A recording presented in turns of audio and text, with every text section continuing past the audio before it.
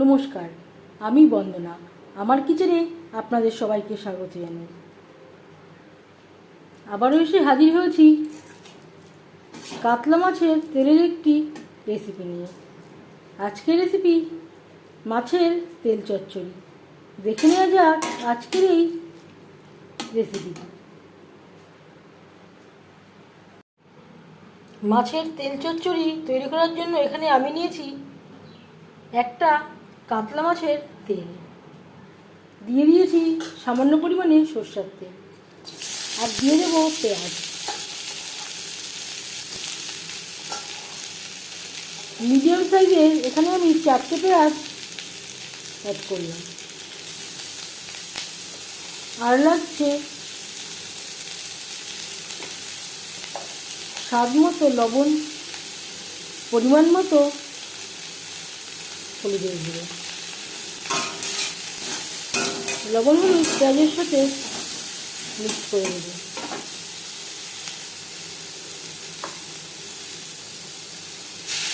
আদা, কাঁচা লঙ্কা ও টমেটো, যেটা আমি একসাথে কেটে নিয়েছি।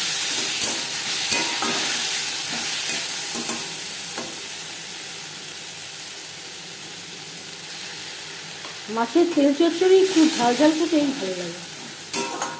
3 চামচ মতো আমি অ্যাড করলাম, আর দিয়ে দেবো মাছের তেল। পেঁয়াজের সাথে মাছের তেল বেশ ভালো করে মিক্স করে দেবো।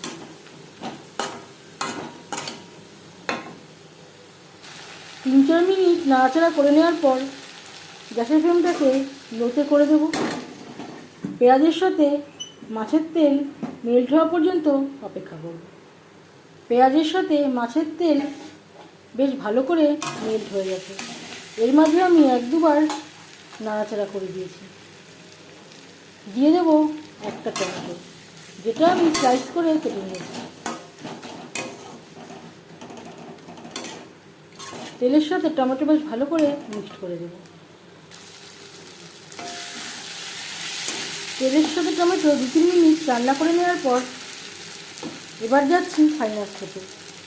দিয়ে দেবো সামান্য পরিমাণে ধনেপাতা কুচি। আমি আর গরম মশলা ব্যবহার করলাম না। আপনারা চাইলে পরিমাণ মতো ধনেপাতার সাথে গরম মশলাও অ্যাড করতে পারেন। বেশ ভালো করে মিক্স করে দেবো। গ্যাসের ফ্লেমটা বন্ধ করে দেবো। গরম গরম ভাতের সাথে সার্ভ করার জন্য মাছের তেল চচ্চড়ি রেডি। মাছের তেল চচ্চড়ি রেসিপিটি কেমন লাগলো অবশ্যই জানাবেন কমেন্টের মাধ্যমে। যদি এই রেসিপিটি ভালো লেগে থাকে লাইক করবেন, শেয়ার করবেন, সাবস্ক্রাইব করবেন আমার চ্যানেলটিকে। বেল আইকনটা প্রেস করে দেবেন।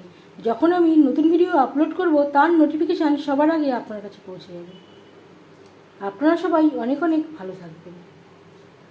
এই ভিডিওটি দেখার জন্য ধন্যবাদ।